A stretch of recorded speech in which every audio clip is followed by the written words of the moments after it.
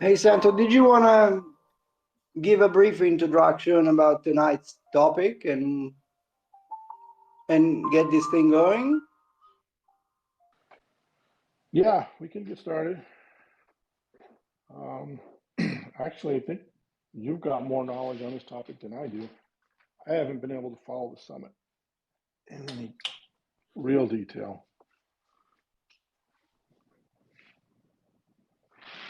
Yeah, I see the summit. Like for me, it's the first time I've managed to get together with people that in some cases I've collaborated with in one way or another for, nearly 2 years now. And so I see it as a great opportunity to meet people, to shake their hands, and finally see them in real life. Um, Naturally, for us that live in Europe, the fact that it's in Switzerland makes it a little bit easier to travel compared to our peers in United States and other parts of the world where travel may be more complicated. Uh, so I've followed, relatively closely what the program looks like. I'm very excited to go. There seem to be a lot of interesting talks scheduled, and yeah, I think the idea of having a chat tonight about the summit was born, or at least I thought of it because lately the space that we operate in has gone through a little bit of turmoil, and I thought the Cardano Summit could be a little bit of a lighthearted topic to remind us all what it is that we're building on and why.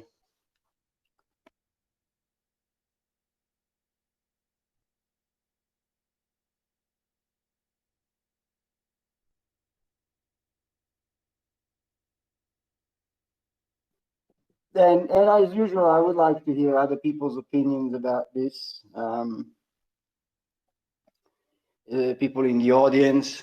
That's what this space is for. It's an open discussion to, talk about things with people that we know are part of Cardano and that care about Cardano. So I'm just gonna invite people to speak if they're interested.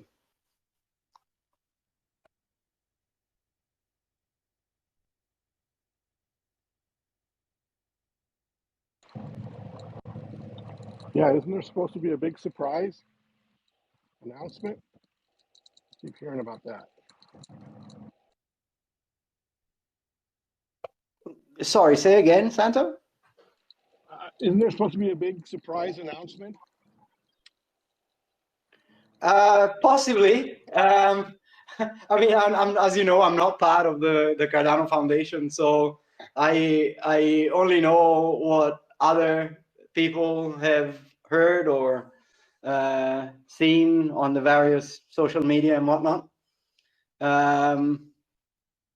I think uh, Charles is planning on, yeah, giving a keynote sort of closing statement to the whole conference, and there's some expectations that he'll say something, quite surprising, but I don't know anything specific. What have you heard? Well, right now I'm trying to get to a quiet place, so give me 2 or 3 minutes.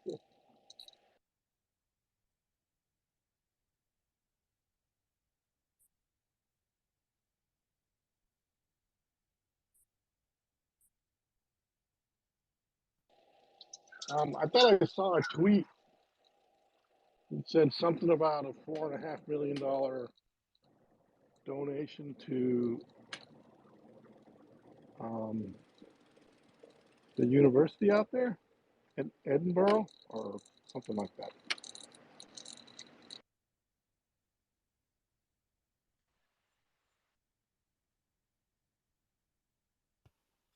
Has anyone else As long seen as this? it's, Yeah. I was just gonna say, as long as it's not Stanford University. Well, we already did that. Already invested in Stanford. What's wrong with Stanford? That's where all these scammers are coming from.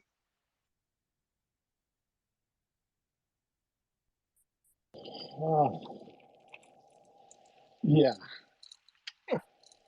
not sure it's related to a pretty big college, pretty big university. Yeah, I was It's an being interesting silly. point though that you make there, Joker. It's an interesting one. We should talk about that. I think it's interesting that a lot of the systems that today we take for granted, and as crypto fans, we kind of want to, I'm not saying fight or replace, but sort of make better, are born by the hands often of Ivy League institution dropouts. I think that's a really interesting observation.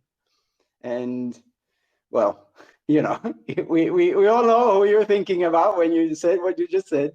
So yeah, it's interesting. It definitely seems like there's a little something funny in the water over there. But no, I hear a lot of speculation about what is this big announcement. Um, Something about an ISPO, and there's a couple other ones. I'm hoping we don't have to wait to the last day for the announcement. I'm going to the DC meetup by me, so that should be fun. I heard they're supposed to have like some whatever you call it, swagger or whatever, some free gifts. So that should be pretty cool.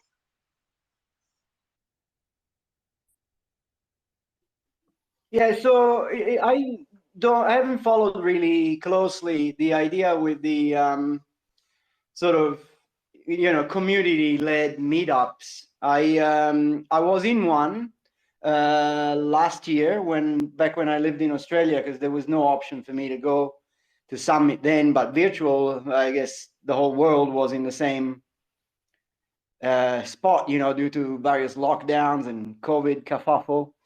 Um, what, how do you know much about how that's going to be organized, Joker? The Washington one? The only thing I know is that it's at a restaurant called Foggy Bottom in DC. Signed up on the Google, what is it? Whatever that site is for meats. Um, and beyond that, I really don't know. I'm not sure what to expect. Yeah, I think I believe that site is called Meetup. I think they've used that. I think also Pete uses that for his Brisbane stuff. I think everybody has been using that for this particular thing. I would like to say that, just like many things, CF and IOG, the information has been sort of difficult to piece together. Just today, I found out, I don't know how many in the room know, that there's an app associated with the Cardano Summit that can be downloaded on both iOS and Android, which gives, access to in an app way to everything that you can find on the summit.cardano.org website. So it gives a list of the keynote speakers, the agenda for the summit, and all the various locations and whatnot.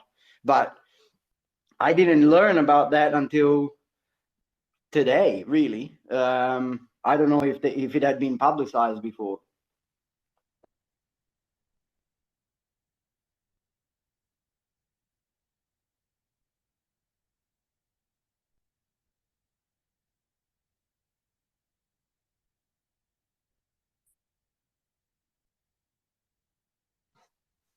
So I guess we know now that Joker is going to the community-led event in DC Is anybody else going to any of the community events around the world in US if you're in Yeah, US? I'm going to my local one. It's being held in a pretty stupid area, I think, but it's at a hotel. And where is that? Uh, they they're putting it on Hollywood Boulevard, basically on the Walk of Fame. So you're in LA, I take it? Yeah, near. Yeah. And do you know roughly how many people would be attending? So Because yeah, you know, I think they had openings when I RSVP'd of close to 300, and I think there's probably just over 90 spots left.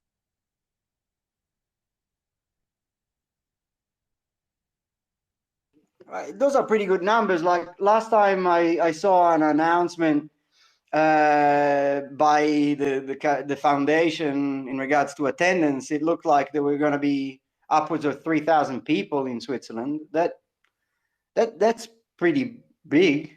Yeah, I reckon with all the satellite events and everything, it'll be close to 10,000. Yeah. yeah, and other venues have sold out, even though it's a free event, but spaces have gone. And I think they would have put it in a better location. Um, the one in Los Angeles would have been filled out as well.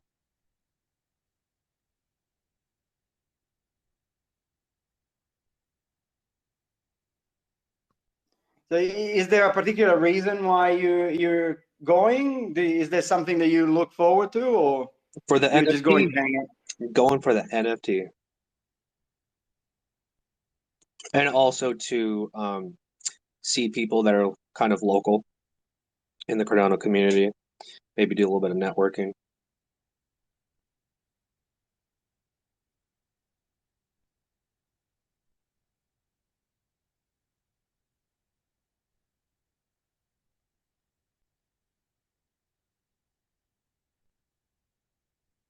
And again, like I don't know. I mean, the agenda is posted on the website on the meetup for the location.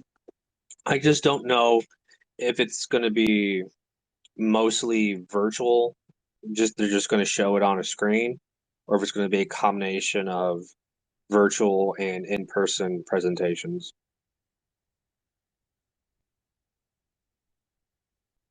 And I was looking at other events, their itinerary, and I think it's a combination of virtual and in-person presentations because the schedule for my location is different from the Washington, D.C. schedule, for example.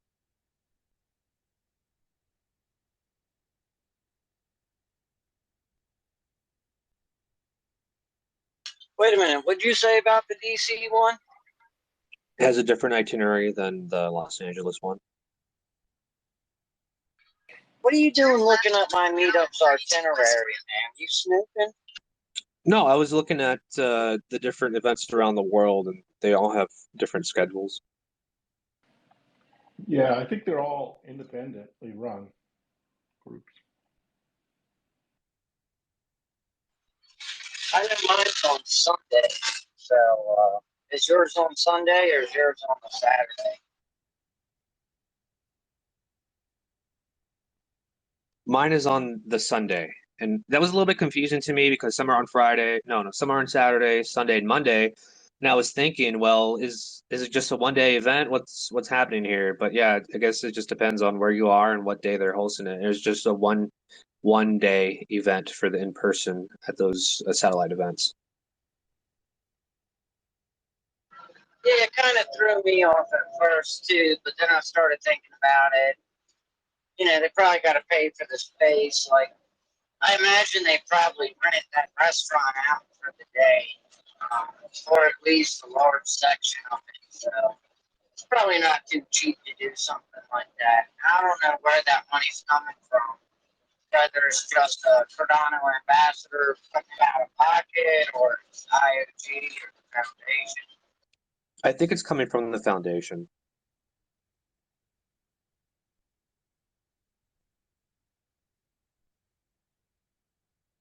I think it would have been cool to have it near a brewery than at a hotel in the middle of slumland.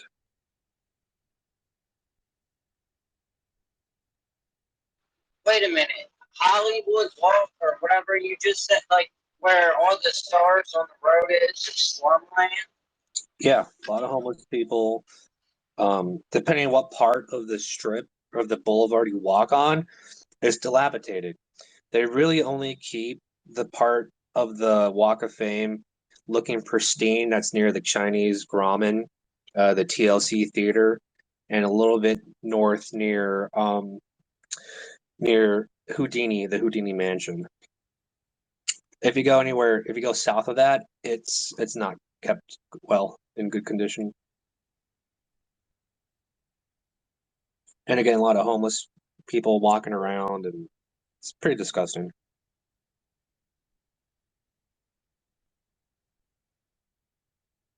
Parking is shit too. So we're gonna be doing the valet park. It's only $20, but better than parking your car on the street and having it vandalized.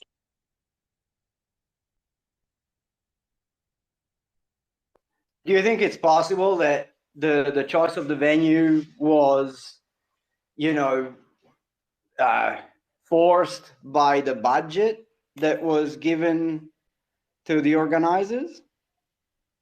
I don't know. This event, this hotel, it's a nice hotel. Don't get me wrong. It's just in a bad area, I think. This is my opinion. I think I think it might have been up to like the event organizers, since they would know the area the best. And one of them is a UCLA student, and UCLA is pretty close to this area. So just what they know, I guess. But I would have not held it in Hollywood, California. I would have moved it further south, or maybe on the west side. Is there another one on the West Coast? Are there any in San Francisco in places like this? I imagine there would be. I don't think so. I can look right now. Let me see. I do like the idea of it being near a university. I mean, these are the people we want to onboard, you know?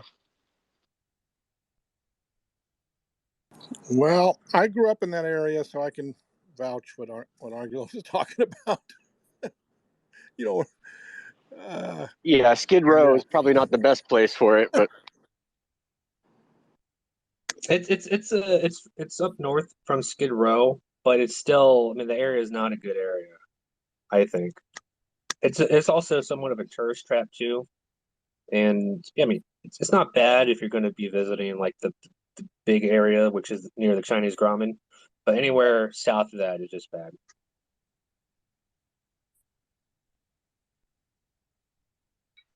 guys, There's 0 spots left. Go ahead, Gold. oh, I was just going to chime in and say Subcritical had a really cool space this morning about Indigo protocol. So I recommend you guys all checking that out if you have time. It's going to be, I honestly would probably hold off on throwing your entire bag into the Indigo protocol because they only have one Oracle at the moment. But in a couple months, they'll have more Oracles online, and I would trust it a little more then. Come on, Gold. There's just too many. I was gonna go 90% in right off the bat. Man. Okay, fine. Well, there could be reasons to do that as well. I mean, there's going to be arbitrage opportunities and all kinds of things in the very beginning there, So if you want to be, just know what you're doing. But that price oracle thing is kind of what's getting me. So I didn't mean to change the subject or anything, but also a question: when does the summit actually kick off? Like, I know it's in Switzerland, so I'm kind of having to wrap my mind around the time zone issues. But I would like to tune into that. When should I be prepared to? Does it fire up on Friday or Saturday? Yeah. Saturday evening will be the reception. Saturday evening Swiss time, and then the actual, the keynote speakers and all the speakers and the agenda will be delivered on Sunday and Monday following that. Great. Okay. You didn't derail the topic too much. In fact, Gold Rush, I think you brought up a really interesting subject with the oracles, because one of the guys that's speaking is Damon, co-founder of Charlie. So I don't know if you guys know about this project, and if you do, I invite you to share your thoughts about it. I've caught Dame. I've caught him in a couple spaces. He seems like a nice guy. As far as just hanging out with him and talk, we weren't really talking about oracles or anything. We were just kind of hanging out in a space, I believe it was in YOLO Solo's space or one of those. But he seems like a nice guy. But I mean, regardless how good the Oracle is, that's a killer for me. They need to have at least 3 oracles so that 2 can agree before I'm gonna go piling in. Now, something that Santo would like to hear probably is that they're going to keep a paper trading platform live on testnet. Which is something that I brought up before, that like all of these protocols I feel should have a paper trading platform on the testnet. So I know that this isn't a testnet coin conversation that we're having right now, but I thought that would be interesting to you, Santo.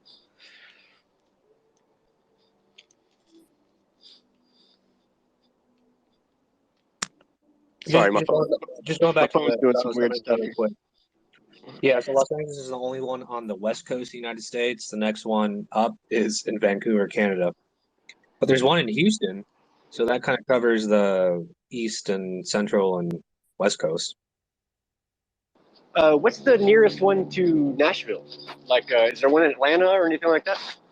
Miami, Florida, Washington, D.C., New York City, and Houston.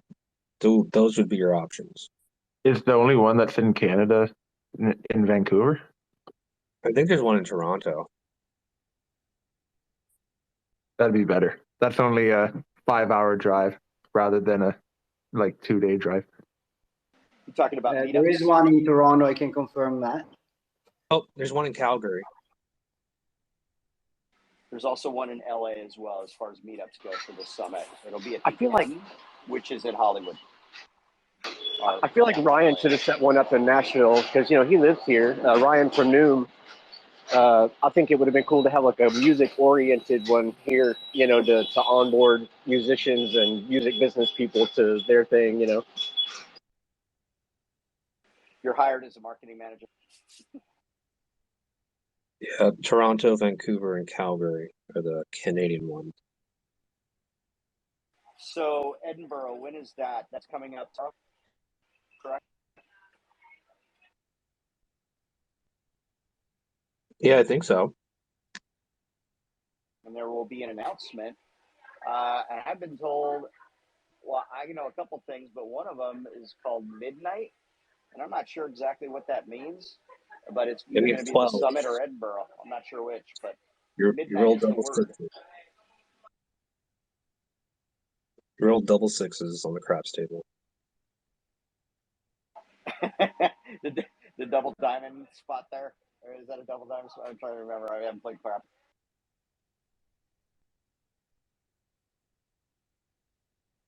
But yeah, I was in that space with Subcritical today. I still can't get a straight answer on the Oracle. You kind of touched on it a little bit. I posted a comment in the comments section. But yeah, that's the big concern I have for Indigo.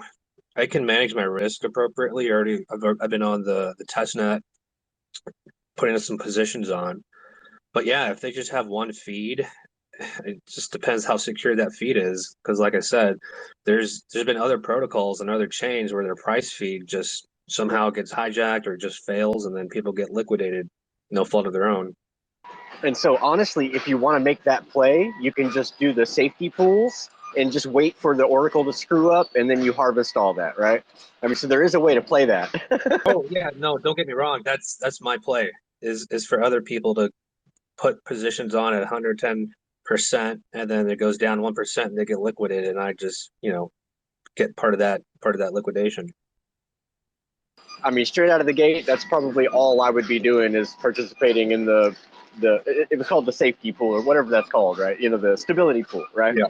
I think that's for the first couple months until they get some oracles. That'd be the only play that I'm going to make on Indigo. Even though I think it's an awesome platform and I fully support it and all that, yeah, until they get the Oracle situation figured out, I think the safety pool or the stability pools are probably the best play. Not financial advice. Right. Now, I was telling people yesterday, to make sure, like, if you're going to go into this, you should have like a position that's at least 130% collateralized or more, just to account for volatility. Yeah, don't do the minimum, because if you ain't paying attention, you can get liquidated in 15, 20 minutes, depending on volatility. So, Yep. or less, to be honest. So when he talked about it, I like the idea of the different colors, green, yellow, red, as far as getting into a position and knowing that you have a little bit, you've added a little bit more collateral to it, because obviously you do not want to get liquidated. Right. I think right now, if you're above 176% collateral ratio, it's green. 175 and below up to 135 is yellow. And then it gets into the orange when you're 134 to, I think, 120, and then it turns red. Has anybody participated in the test side of this thing? I mean, and seen how it's working? And so it's going well for you? Yeah, it's pretty simple to understand once you get your hands on it. Though if you're not interested in shorting the asset, or at least collecting on people's ignorance in the stability pool, I don't see any reason why someone would want to buy the I asset on the open market. Yeah, I don't either. But it's like they said, they've been working on it for 2 years, and I think this is absolutely a necessity protocol for if you pay attention to that as an indicator as to what people are shorting and the short interest in it, and you can see that percentage, then that gives you a good indication of whether or not something's coming up or something's happening. You know what I mean? So that part I like. Yeah, that's how I was feeling about Gucci IO while everybody was like going off about how, what do you mean shorting NFTs? I'm like, yeah, we want to see the short interest. Like, that's a good thing to see. It's a good, it's an interesting system, but the liquidity pools, again, that's going to be another kind of Achilles heel for it if you're trying to short it, because a whale can just come in and change the ratio of that pool, and now not only do you have to pay more to get your I asset back, but you might also get liquidated as well. So now you're losing like 2 times. Yeah, and considering the volume that's happening on Cardano, when you look at it, anybody that's got, say 500,000, a million ADA, they could really swing that really hard and just manipulate the shit out of it, So I don't know. I'm gonna just. What assets are going to be available? What I assets are going to be available? IBPC, IUSD, IETH, and I think I Solana. I think those are the 4. IBPC, IUSD, IETH, and I think I Solana. People are gonna get wrecked. Yep. Gold, can you explain a little bit to the audience what the Oracle is proposing to do?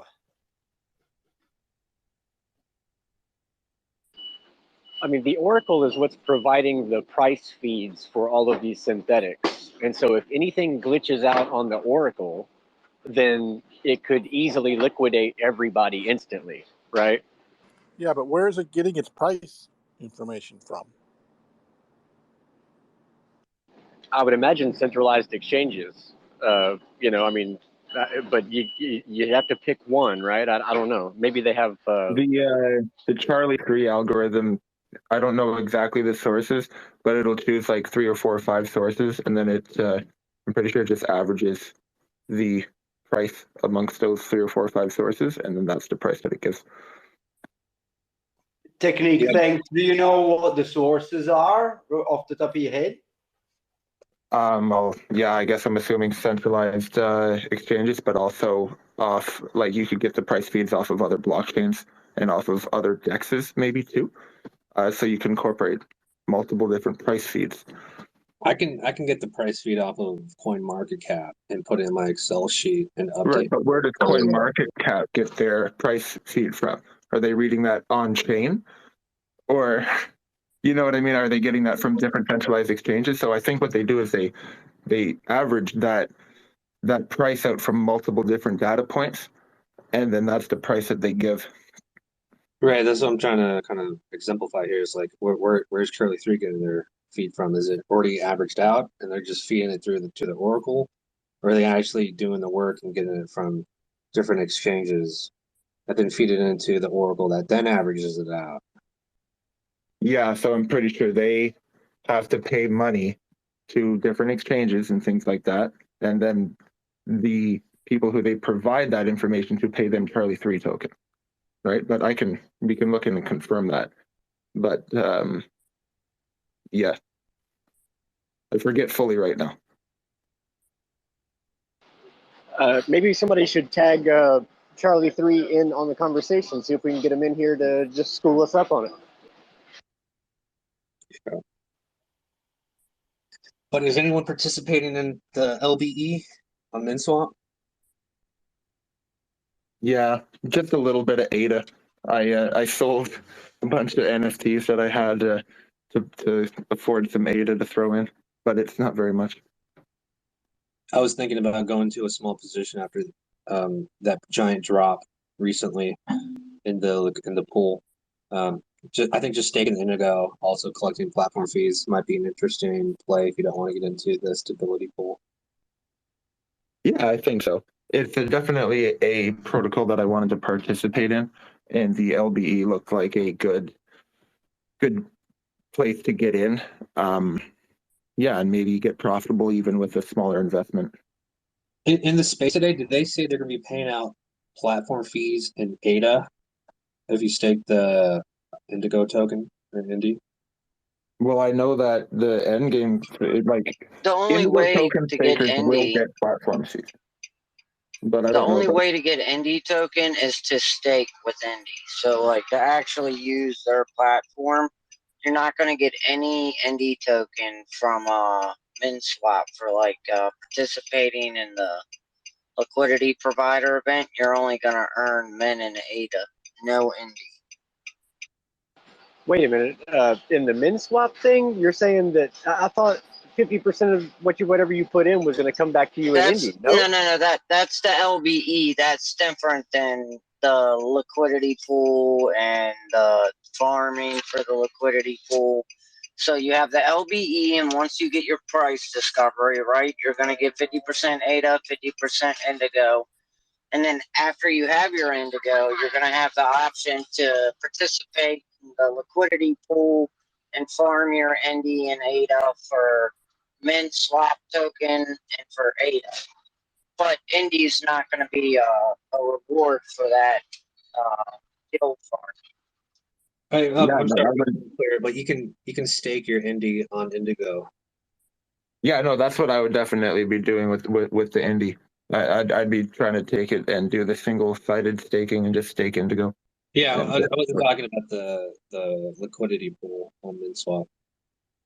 Yeah, no, I followed what you guys were saying, and I hear what Joker's saying is there's not much incentive to put in the Indigo into the liquidity pool, right? Which makes a lot of sense. You only get paid out min. I don't think liquidity pooling makes a lot of sense in general. it sounds like if you want any part in the DAO, you have to stake your Indigo in the single-sided Indigo thing on Indigo, right? And then, of course, that gives you a portion of the fees collected as well, right? Right, but is that paid out in ADA or is that paid out in Indy? That's paid out in ADA, yes. Yeah, it's almost like a dividend. So projects that pay out in ADA and not in their DEX token or platform token, those are the kind of projects that I like. However, if you do want to, get your Indy token, you're going to need to be staked in the stability pool, right? So you would provide that stability, and in return, you get Indy token.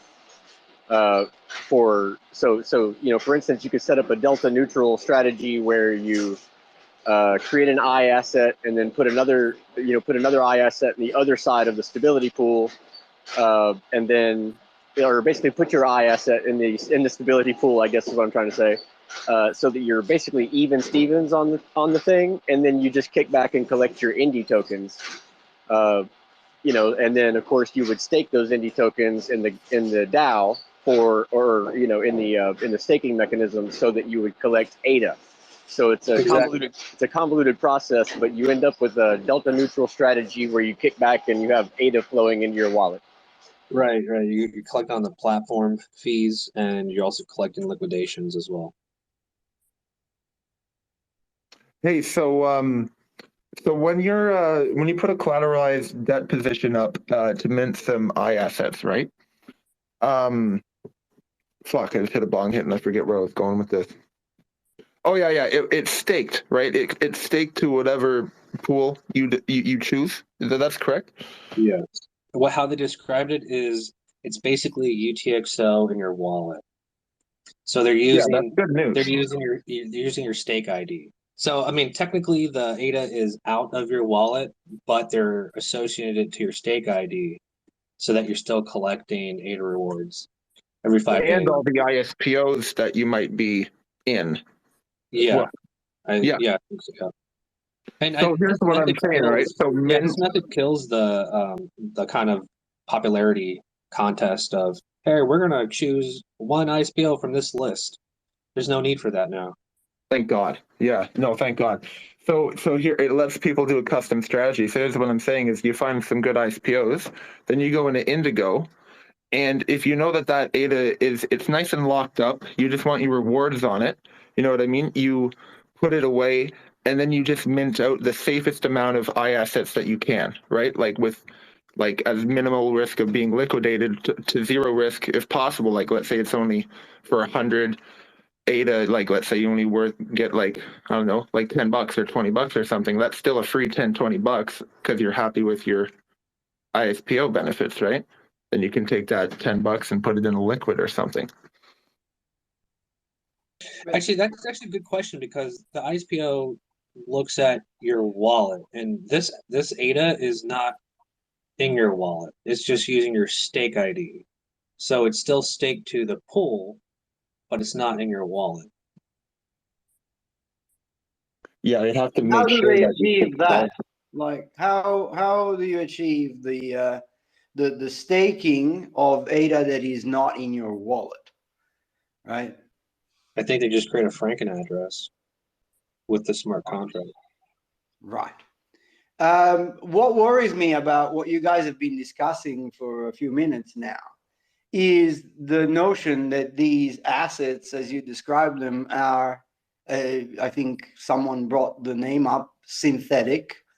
I wonder out loud, and forgive me for being a little bit provocative here, if people are not worried about the concept of synthetic assets coming into our ecosystem when synthetic assets were essentially single-handedly responsible for the collapse of the world economy in 2008. So this synthetic asset is collateralized over 110%. It could be up to like 1,000% if you want. So it's fully backed by ADA, but the synthetic asset is only as strong as the confidence people have in the team behind the protocol and the website. There's still ADA behind it, but again, I wouldn't be buying I assets on the open market. Right. Thanks for that.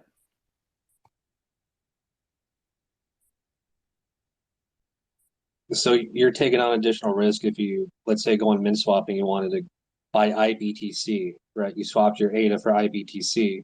Well, you're not the one that minted it. Not only are you going to have counterparty risk with the price feed coming into it, but also is Indigo going to be around in 2-3 years? Are they going to go under in 6 months? I don't know.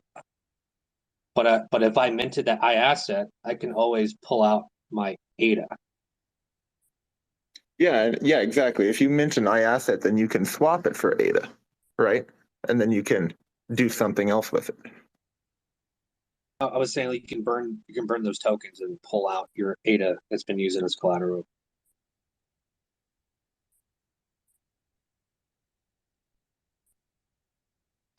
I mean, the whole idea is that you would mint a synthetic asset, like if you wanted to short it, for instance, you would sell that on the open market, wait for the price to drop, buy it back, and then put it back into the pool. So you do want these things to be traded on the open market. Surely they're not going to be trading at a premium, Yeah, if your intention is shorting it, yeah, right? Because you want to not only make the difference between what you sold it at and bought it at, but also collecting on fees in the pool. But like I said, I don't see any incentive or any benefit for people buying it other than to kind of pump the position and liquidate those that are selling it, because now they don't have the high asset to burn to get their collateral back. And just to clarify in my mind, the collateral will be ADA, yeah? Yes.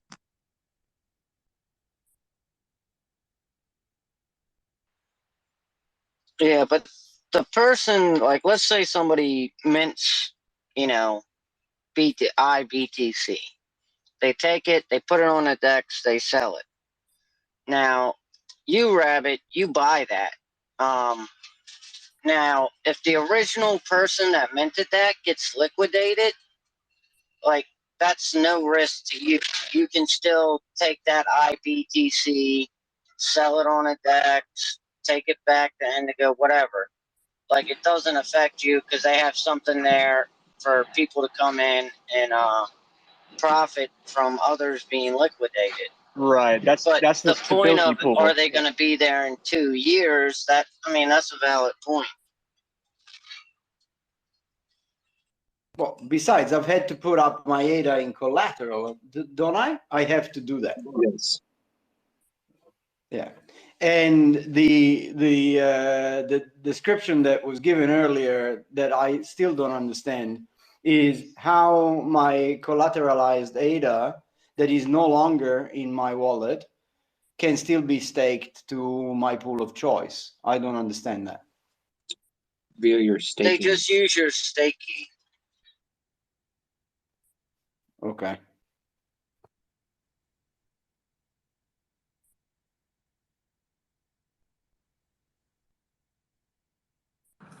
Wing Riders does something similar with their voting to pick a pool, so that your ADA is still staked to the pool if you can win the vote for the pool.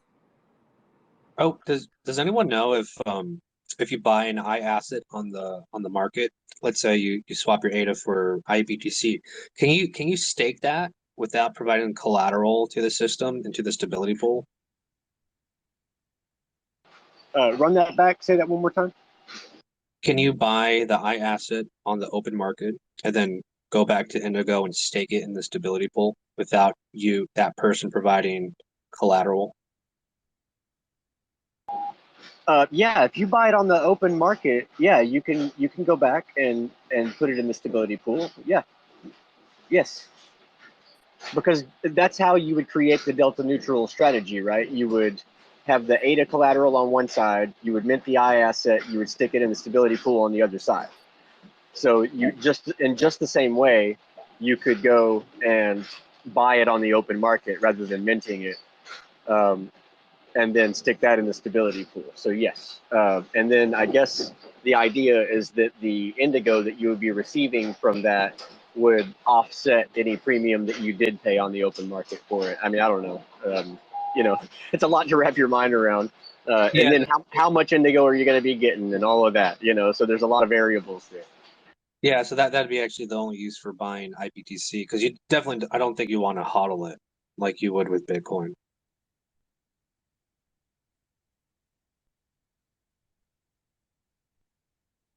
And keep in mind, these assets are going to have other, you know, use cases once like Axo comes online, and these like big trading platforms that are going to be like fantabulous, right? Like, I mean, Axo is really the only one I'm thinking of, but like you're going to want to have access to some Bitcoin on that, you know, so that you can, you know, long it, short it, do whatever you want to do with it, you know. Of course, you can do that on Indigo as well, but, you know, it seems to me that you're going to want to have access to these synthetics on these other exchanges as well.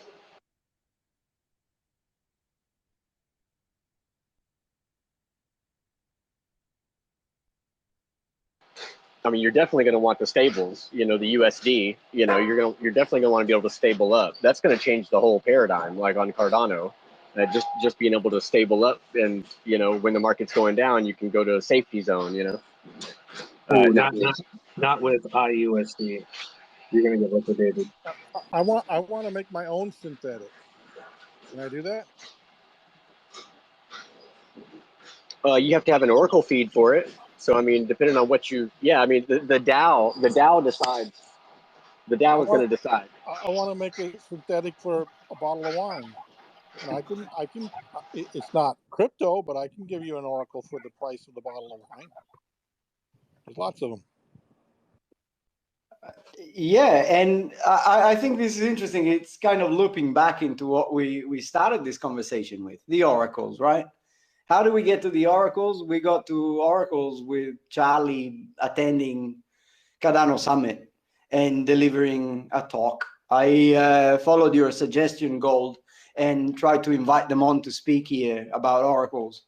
They so far have declined the invitation or ignored it entirely. There's another Brandon, interesting. I can get you a meeting with him if you want. No, but I don't want a meeting with me and him. This tonight's topic was, you know, the summit, and it was just an opportunity to have a conversation with them in regards to maybe if they wanted to preempt something to us about what they're gonna speak about. So I'm just gonna. I don't want to derail the topic. I don't want to bring back the topic. I just want to bring another one to this conversation, which is really interesting and challenging for me.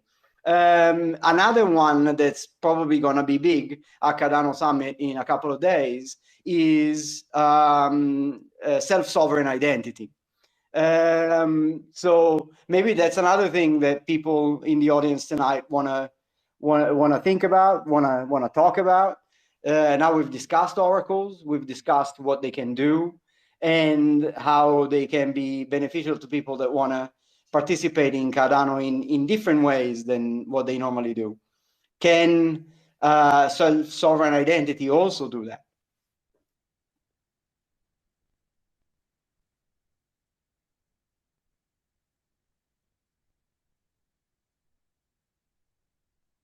Probably.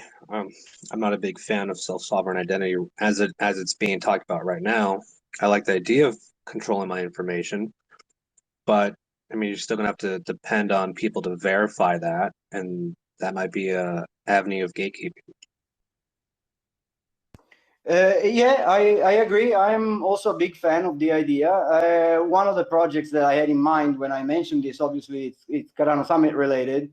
IMX, I don't know if people are familiar with that, is Tim, I can't remember his last name. I believe he's German, maybe Heidfeld, is going to come to Cardano Summit and talk about IMX. And from conversations that we had in the past, one of the things that came up was the notion, and I don't remember the exact details, so don't quote me on that. I'm just the messenger, where you have a system which, in the case of Germany, will be delivered by Deutsche Post. Deutsche Post is the local postage system which owns DHL, if I'm not mistaken.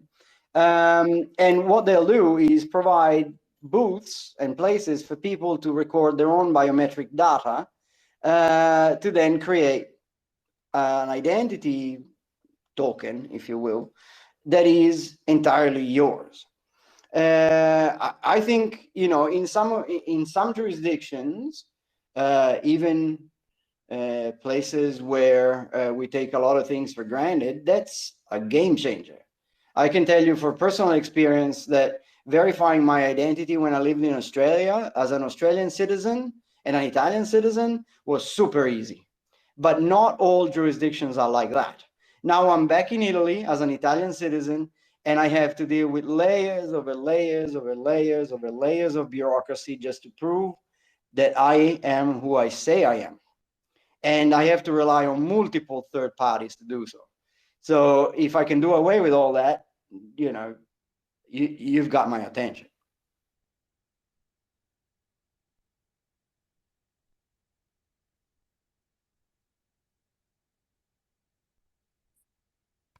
I'm curious to know, in the jurisdictions that you guys live in, how easy is it to to present the case that you're you.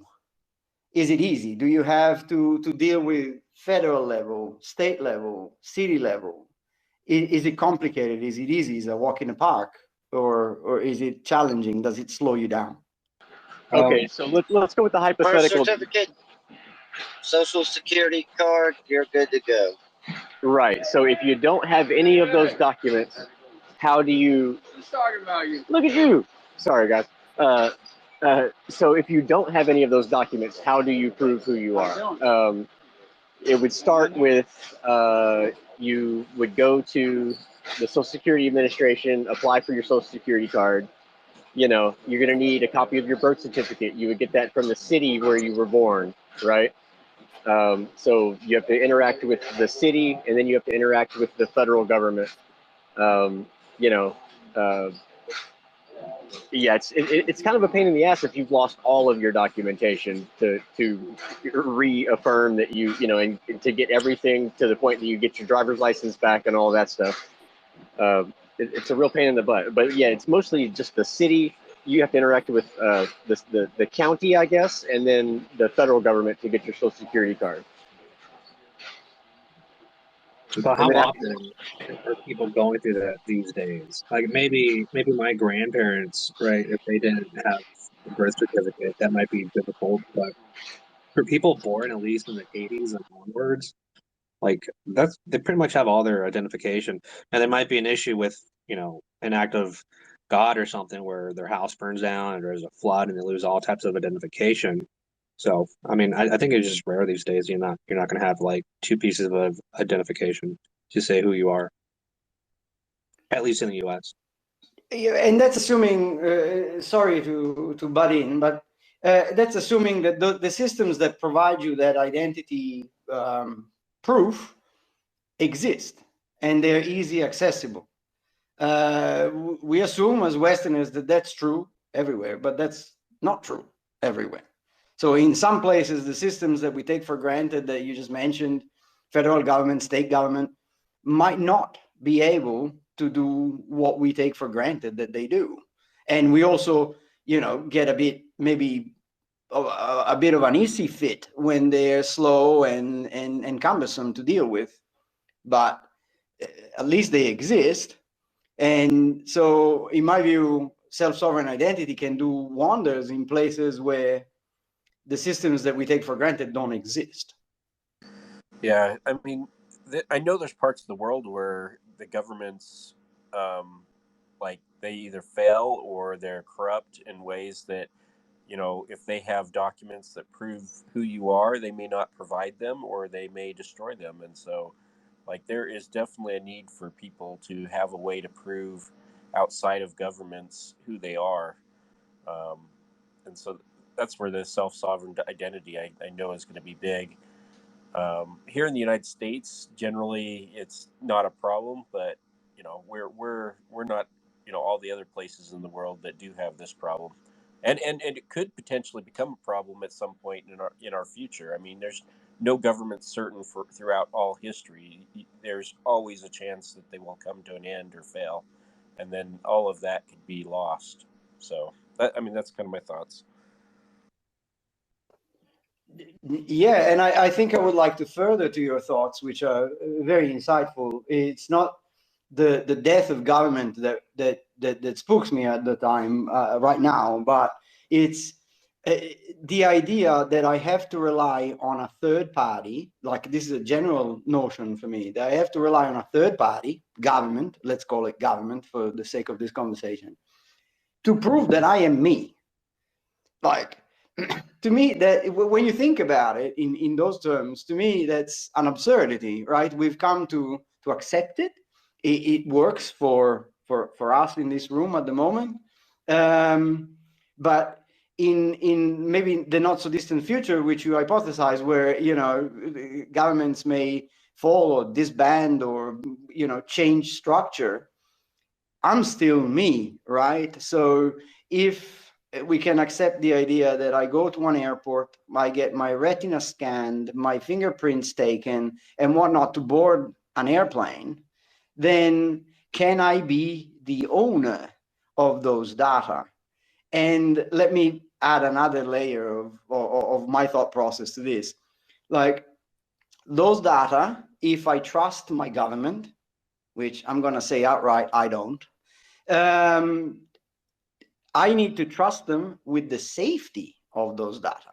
If those data are mine, I've generated them with an agnostic platform, then I become the custodian of those data, which is, you know, one of the many applications that blockchain is really good at, making your keys your wallet, your keys your data. And this applies not to just who I am, but it could apply to other things. It could apply to, say, for example, my medical data. I am the owner of those. If I lose them, I'm up shit creek. I don't have to trust the government to keep them safe. Yeah, but who verifies that?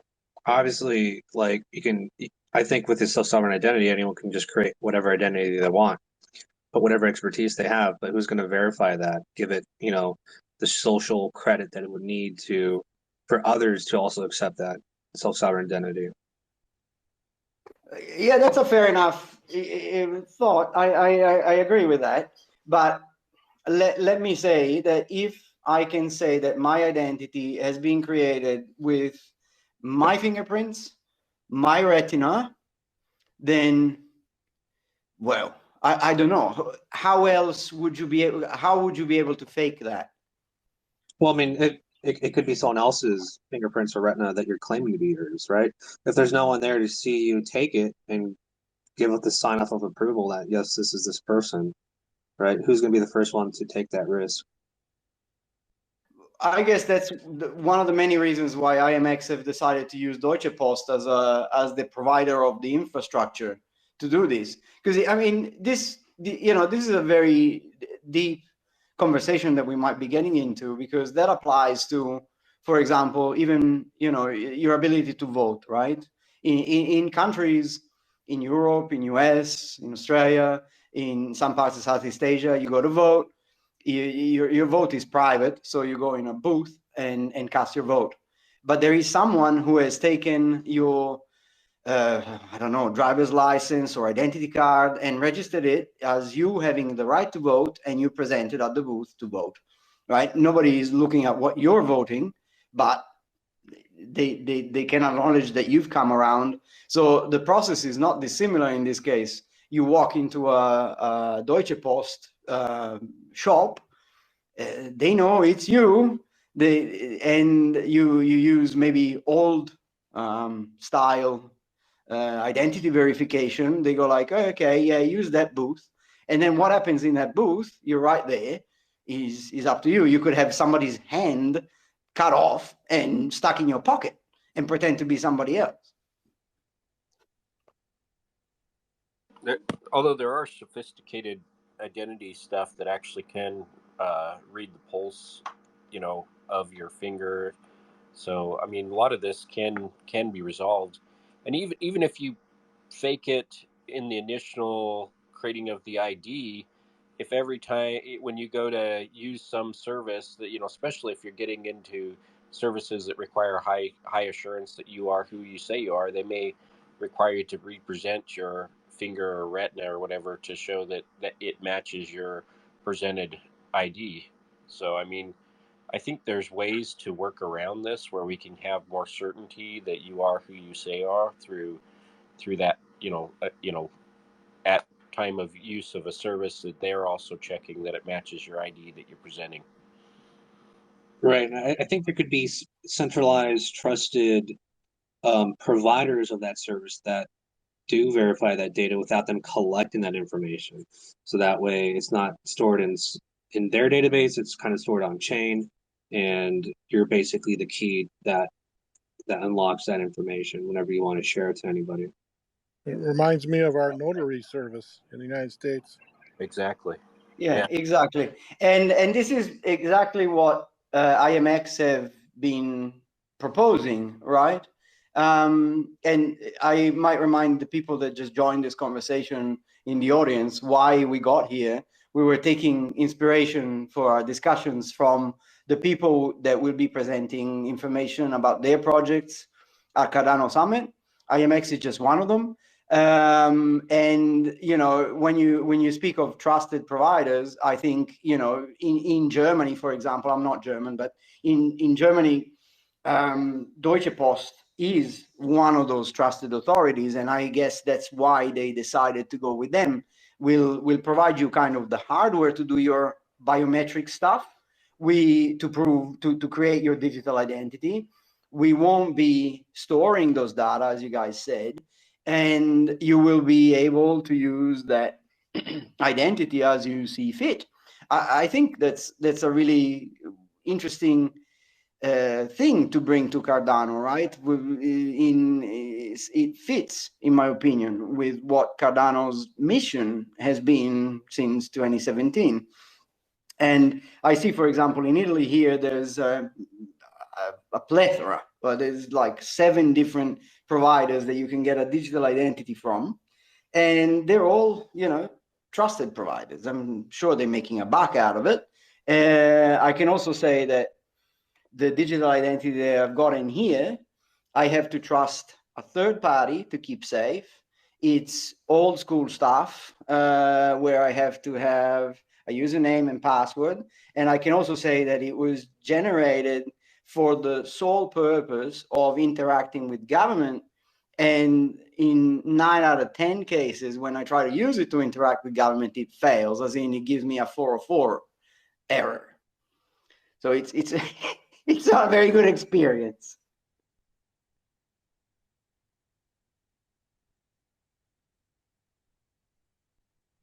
One thing I was thinking also, you could have it where you could have more than one party vouch. So even if one party's corrupt, maybe you have multiple,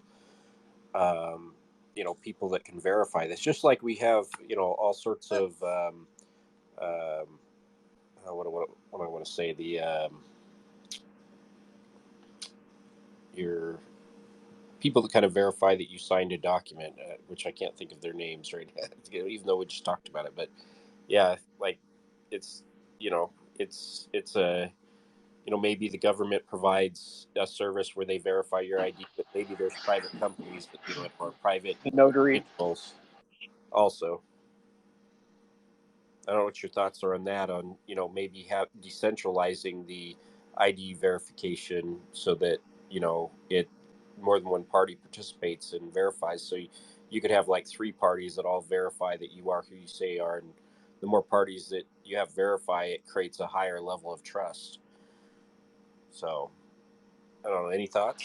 I mean, I think that's pretty much how most of these IDs work, right? I mean, they're going to verify you with your utility bill. They're going to, so kind of like you would KYC on an exchange or whatever. You're going to, you need to kind of verify that, through this agency or through that agency that you are who you are. And then once they have multiple points of confirmation, then they build the ID for you. Is that not how IMX works? Yeah, except this one is on chain, and there is no, it's, in a sense, trustless, right? It's permissionless. But they do get the verification from certain trusted authorities, like the utility company or the like your phone company or whatever, right? Some place where you're paying a bill so that they can verify your address and that you are who you are and whatever. I mean, surely that was the way I understood it, was that they would take multiple points of multiple but unassociated points of confirmation, right? Including biometric data, which are very difficult to fake, right? Okay, but we haven't talked about the zero knowledge proof step, which is, I thought, was the whole holy grail of self-sovereign identity, where you can prove your identity without giving out where you live or your name or your phone number. No, but here we're not giving phone numbers and addresses. We're giving fingerprints and retinal scans, which are even more precise, like. Yeah, well, I think we're talking about 2 different parts of your identity. There's one that, how do you initially set up your ID and proving who you are? And then there's the second part, which is like, as over time, you're going to kind of have this historical record of things that happen. Like you may move to a new address and you need to prove that you live at a current address, right? And, you know, you can do that through a zero knowledge proof where you go, oh, we just need to know that you are within this zip code, for instance. That's the idea behind zero knowledge proof, is that you don't share everything. You only share specifically what they need to know. Oh, I'm over 18, so I don't need to know your exact birth date. I just need to know that you're over 18 for this particular thing. So you can prove certain attributes about yourself through zero knowledge proofs without giving away, you know, the whole, you know, all your information or you know, exact information. Well, is IMX doing that?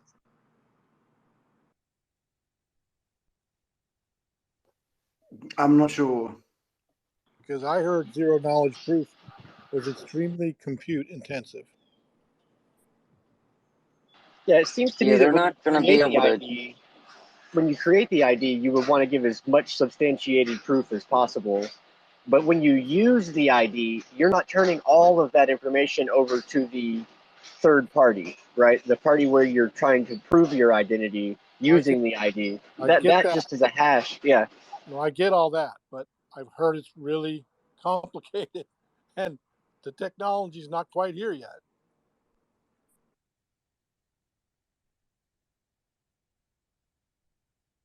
I know I can't speak to that. I don't know computational-wise how difficult it is.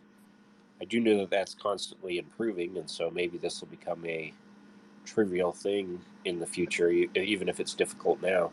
McKelly probably knows. Go ahead, McKelly. Yeah, generally speaking, a zero knowledge proof is a bunch of data hashed, right? And then you hash the same data, both client side and server side, in a certain way. So the party that wants to verify that some data is true, they have to know the data and verify that that data returns the same hash. And generally speaking, hashes are, if you know that, if your purpose is to prove in this, such as in this case, you just need to compute the hash once and then compare the hash, and that is not a very expensive computation. What is expensive is something where, as an example, when you mine Bitcoin, as an example, what you're doing is doing something very similar, with the only difference that you do not know the data that returns the exact hash. And that is the part of mining. Mining stands for finding the data that returns one of the expected hashes. And that is what becomes expensive, finding the data that returns the exact same hash. But proving the data is not expensive. Sorry, Michele, to interrupt you. I don't want to do that. But just to clarify, when you're saying if I were to have a specific data hash that represents, in this case, my identity, and I willingly provide it to someone who has the right to know more about it, then for them to prove that hash corresponds to who I say I am is not computationally intense. Not at all. I mean, it's really, literally, it's question of milliseconds on the average phone. So you definitely don't need a supercomputer for that. And yeah, back to IMX. I had a quick look at the, I believe is their white paper. The data, if I remember correctly, is stored on IPFS. The verification is asynchronous, meaning that anyone at any moment can go verify some data. Of course, you need to know where to find it. There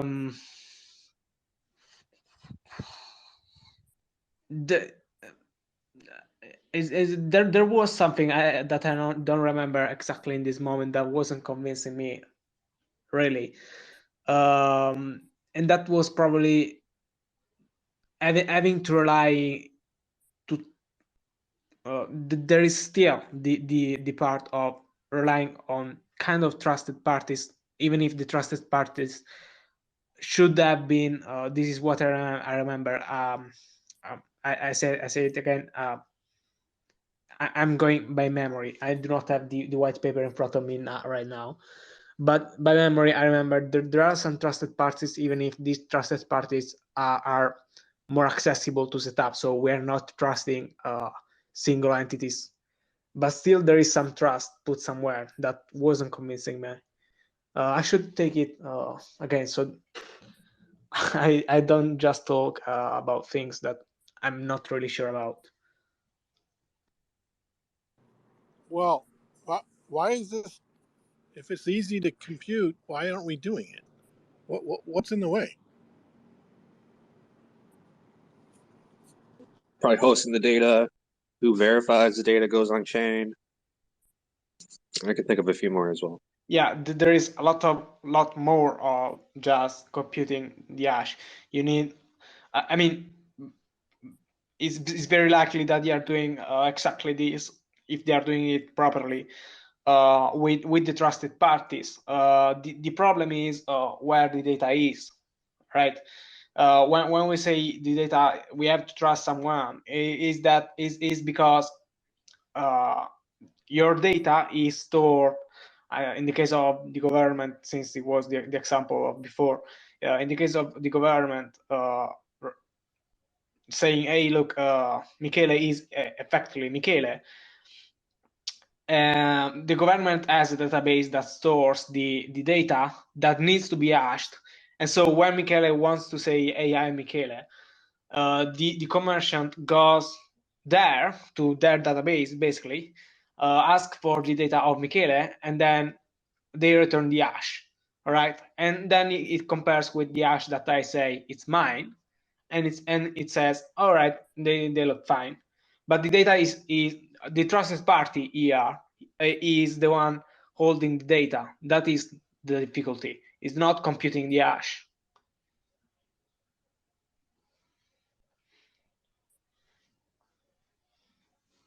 Well, what happens if the government just says, no, I'm not going to do this? Sorry. Which happens all the time. I'm going to say, sorry, we don't like blockchain.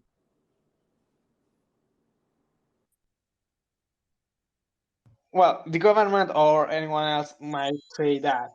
Might say, sorry, we don't like blockchain. But effectively, to anyone say it is needed to verify you just to go to the commerciant. Of course, it's not the case, and I hope it never will be.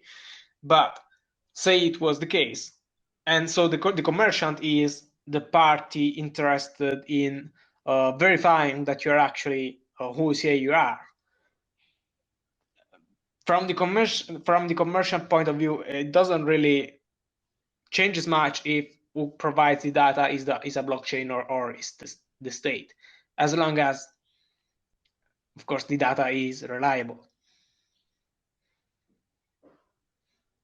So yeah, the government might say we don't like blockchain, fine, but what really drives what is the use technology is, of course, who uses it. If the government says, okay, anyone has to use my service, but anyone doesn't, because there is a better alternative.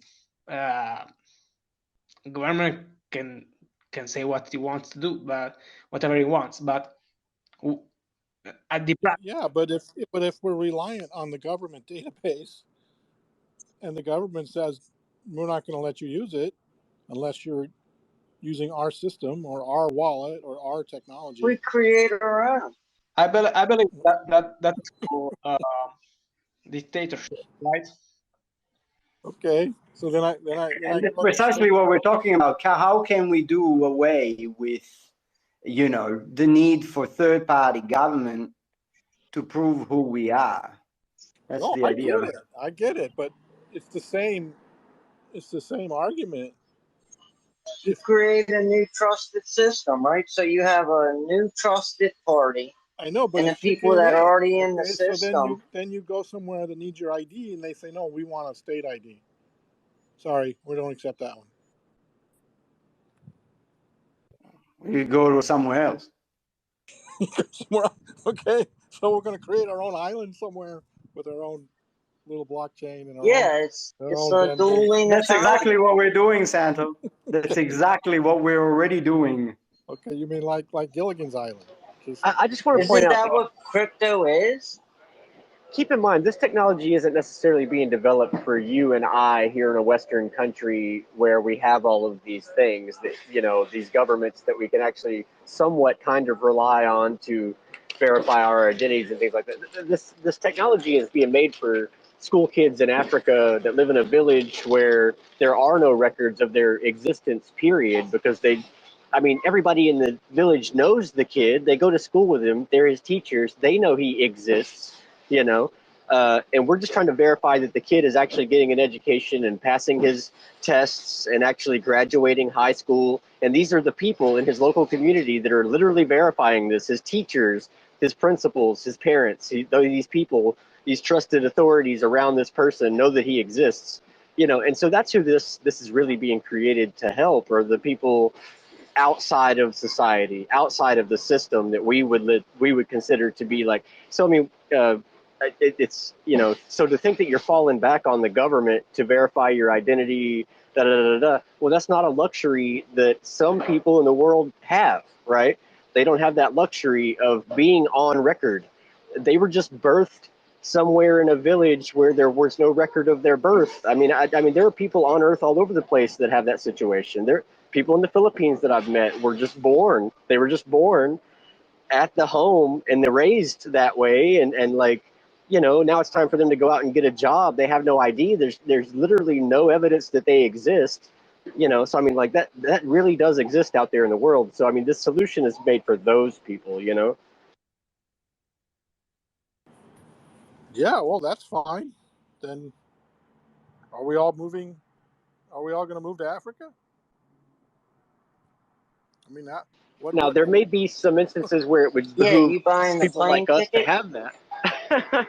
You know, like there might be instances where it did works for us, where in instances, especially in the crypto space, where we just want to verify that, you know, like you said, that, you know, that we're over 18 or whatever, and we don't necessarily want to provide our actual date of birth. We just want to give them that hash. You know, here's my hash. It checks out. Yeah, no, I get it. You know. I'm just pointing out the chicken and egg thing, right? So, so we build the technology, but you got to make all the relationships with the outside services to accept it. Otherwise, it doesn't go anywhere. I think that's what we're trying to do, right? We I can't. know, but I'm just saying it's. No, I get it. All I'm pointing out is it's a big, long 20, 50, 100-year journey. Maybe not 100-year journey, but you know, when you say 20, I can agree. You know, I mean, we can't even get adoption of what we're doing today. So, but we're building the background for what's to come, right? Where a lot of people, whether they're in the bank, non-banked, or the identity-less that Gold Rush just mentioned, they may be dissatisfied with what they've got, and that doesn't end there. It doesn't end anywhere. You know, you find me someone today who is perfectly happy with the conditions of the government that are being imposed on them, and I'll be really amazed. So this isn't it's a system that's being built with some aspects of society in mind, but it applies to everyone in different ways. It's a decentralization of efforts to make you in a decentralized way. You own your identity. You can use it wherever you like, whether it's to prove that you've gone through school or whether it is to prove that you're Santo and therefore you have access to a pension fund or whatever. Like, yeah, no, I get technology. In fact, I think the technology part's the easy part, is what I'm trying to point out. What really needs to happen is getting governments to accept the idea of a global ID system that they don't have control of. yeah, it's gonna suck for them, Yeah. but it's coming. It's coming. Well, no, And but the discussions need to be happening at I don't want to. I'm not saying NATO, but at a global level.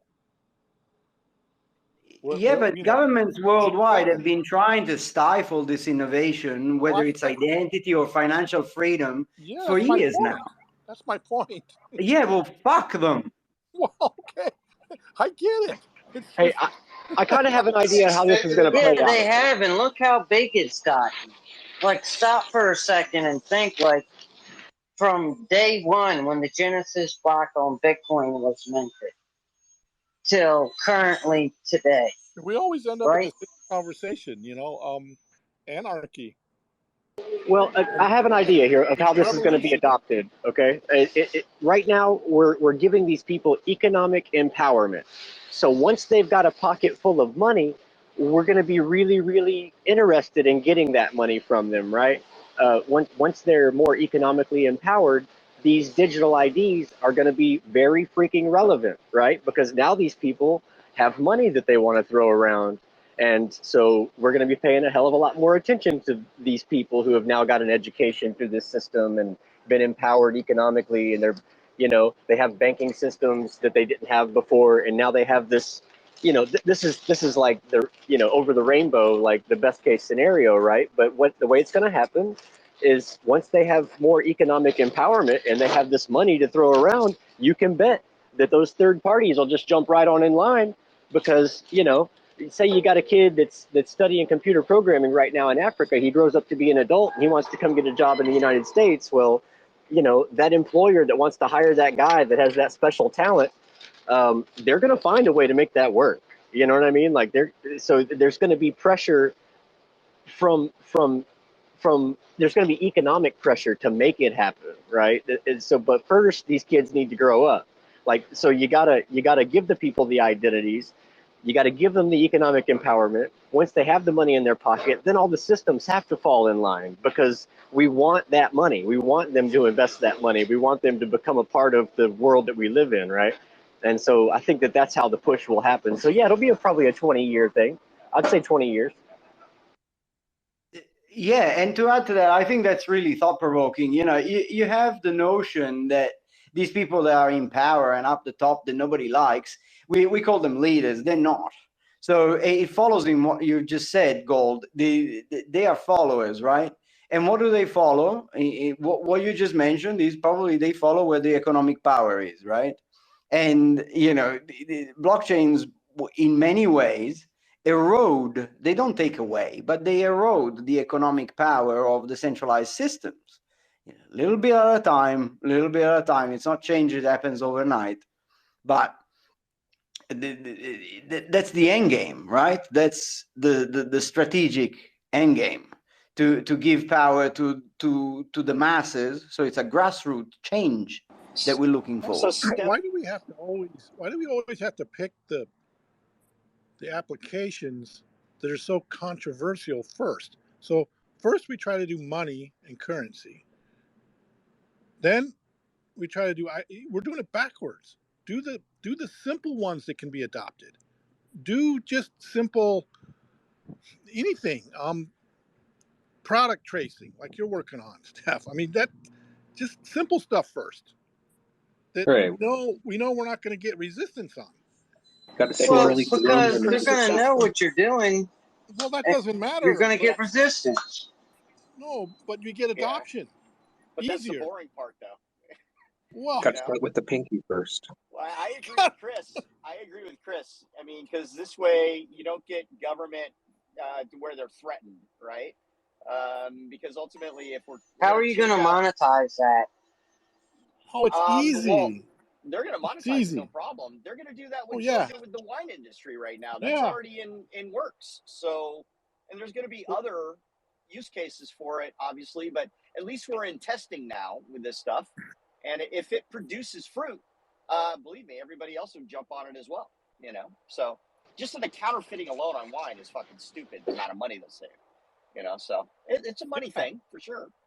Yeah, but that's you And know to that's say that I don't mean to interrupt you, but to say that we're doing the hard thing first, I mean, it's like, are we going to hop in a time machine and go back and tell Satoshi back in 2008 when he was trying yeah. to develop I wish we the had that. you know, Yes, when he was trying to develop Bitcoin, that he should probably be focusing on supply chains? I mean, come on, yes, seriously? yes, That yes. wasn't the Well, problem no, he was Russ, trying to solve. we'll just add an addendum to And it's not selective just that, purchase. you know, the big problems, they're the ones that piss people off, right?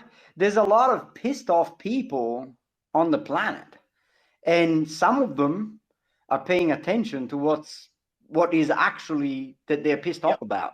they absolutely are. You know what's funny is stuff is like Kramer was on the other day and he was like telling everybody to take all of your money out of crypto, and they're just a bunch of angry. All crypto people are angry, and I'm like, yeah, it's because in 08, 09, when everybody lost their homes and lost everything they had and went to a chapter 13. I'm speaking specifically of myself, right? Yeah, of course we were angry. Why? Because the regulators allowed for that to happen on their watch. And of course we're going to be pissed off. So at that point, I'm like, fuck off, Jim Cramer. You know, are you kidding me? Why wouldn't we be angry? You know, but when you go into a project with crypto, it's not like everybody in there is like just assholes. You know, they're actually trying to change the world for the better. You know, it's crazy to think about, but I don't know. I don't know how you go about it without trying to piss somebody off. You're always going to piss somebody off, you know?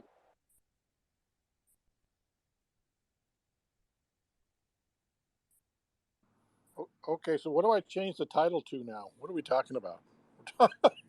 We're pissed off and we're not going to take it anymore. F you, Jim Cramer. No, Web sorry. 3 That's remix. just me. No, but I think these were all great topics of conversation. They all generated from the people that are going to be speaking at Cardano Summit. We're on topic, Santo. Don't worry. What's the big event? I can't wait. The big I mean, announcement? do you really Midnight. think you would have as much adoption as you do right now, Santo, if you focused on supply chain issues? Oh, heck Like, yeah, you would get adoption, but you're not going to have all these massive amounts of people well, that you have now. You're not going to we have don't. all these top We level do not have programmers. massive amounts. Okay, the money in the world is over 100 trillion. We are at 1%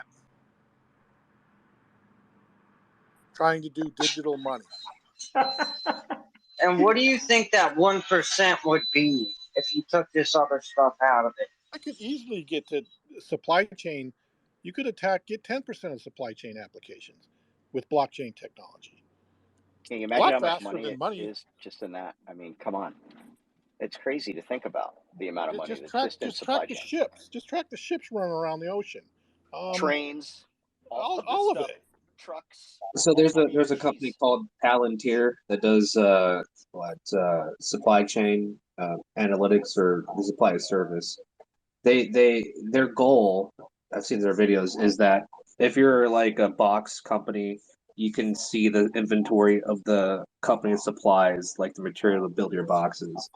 That's something that could be done at a lower cost on the blockchain. So you're stepping on these big money bags in their turf with this blockchain technology. It's part of one of the reasons why it hasn't taken off yet.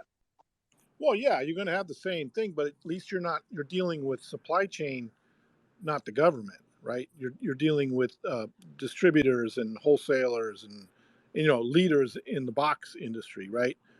But that's the whole point, right? To make the supply chain more fair and transparent. Yeah, And it could be any Yeah, supply. and that's a really interesting goal, right? And if you look at the currently proposed solutions for bringing supply chain or product tracing onto blockchains, what's happening is that there are two types of solutions. There are solutions that are really geared for big industry.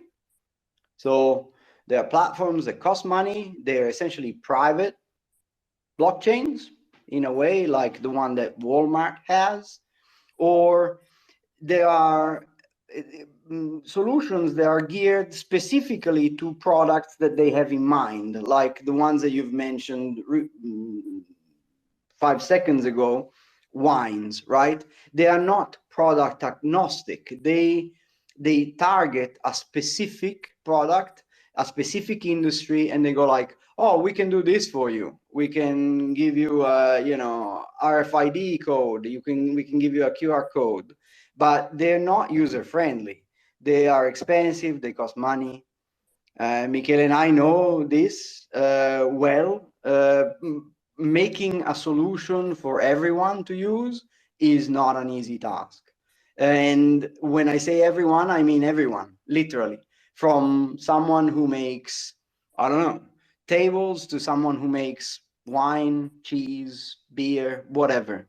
So the system needs to be user-friendly, which currently is one of the big problems in the crypto space, which I don't like the term of. It's not. It's a blockchain space.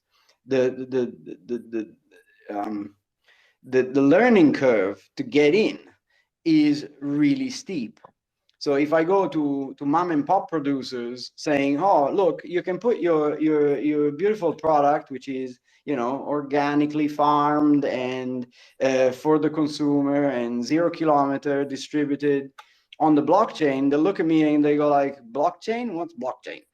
And so I need to give them an interface that they can digest and use, and it's not easy. It's not an easy task. Yeah, I mean, it needs to be very similar to what we've already got. So barcodes, you know, a dap on your phone, you scan the barcode, you know, that type of, it's got to be that simple for mainstream adoption. And then also, like, what's up with all the information on the blockchain that gets created by a supply chain, right? After I drink that bottle of wine and I piss it down the river, that blockchain, I mean, that bottle of wine still exists in some database somewhere. So like, is there a way to set it up so that these ephemeral items that we're trying to track, like fruit, I'm going to eat this banana, right? It's going to go away. It won't exist anywhere in the world ever again. Like, is there a way to keep that from growing the chain to a point that it's like You just the database becomes massive? No, you just give it a life. You give an orange 1 week life. You give a bottle of wine 10-year life, and then it burns, goes away. Okay, all right. Well, that's good to hear, because I was thinking, man, it would, you know, you fire up your node and it takes, you know, 3 years to sync because you've got all this data in there.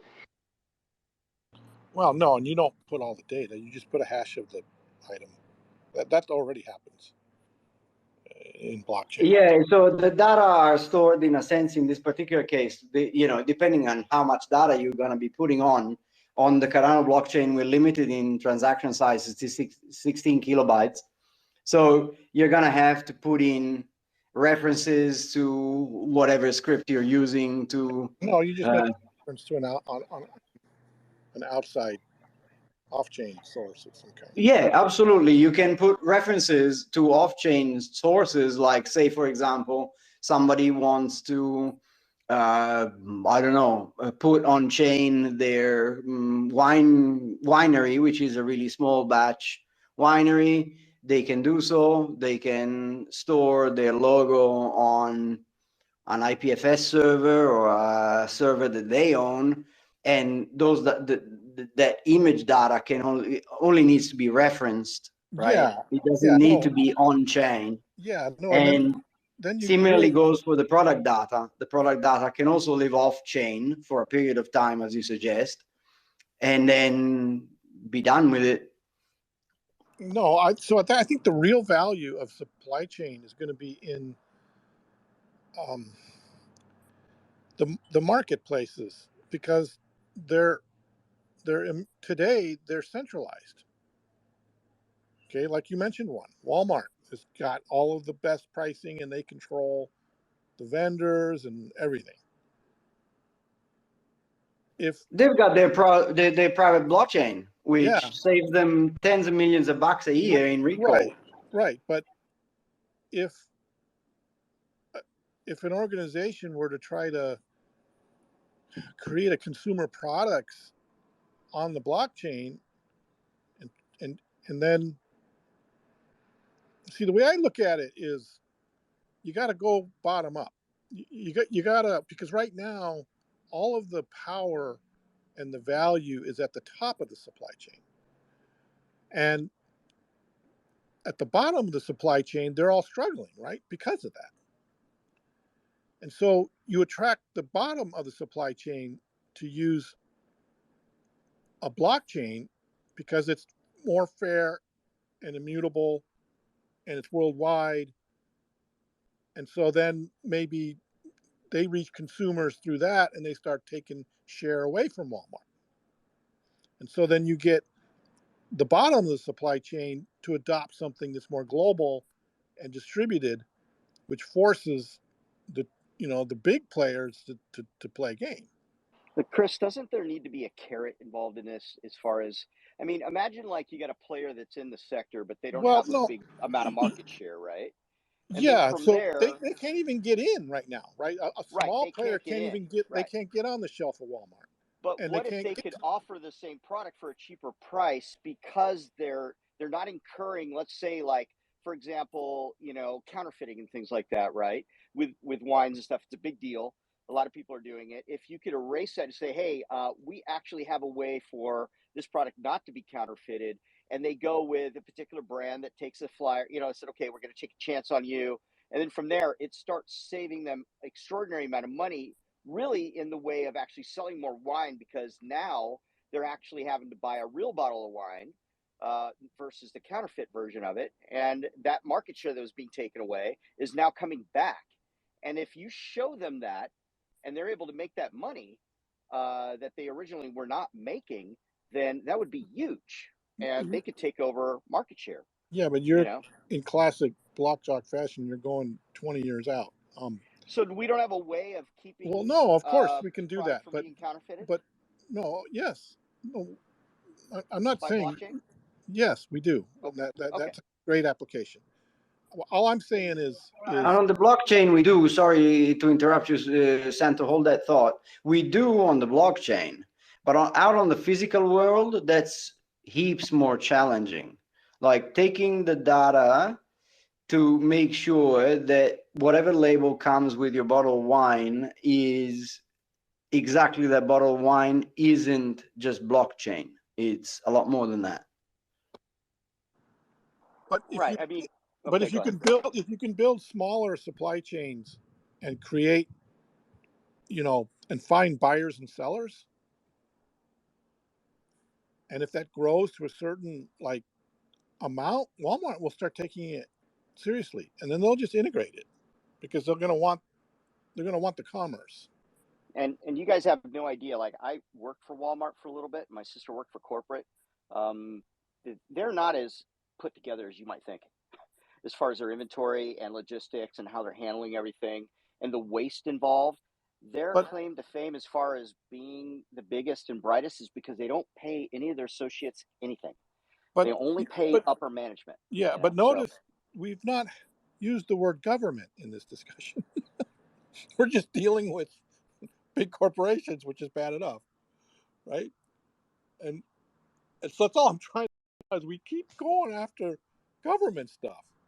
Currency. Oh my God, you guys. ID.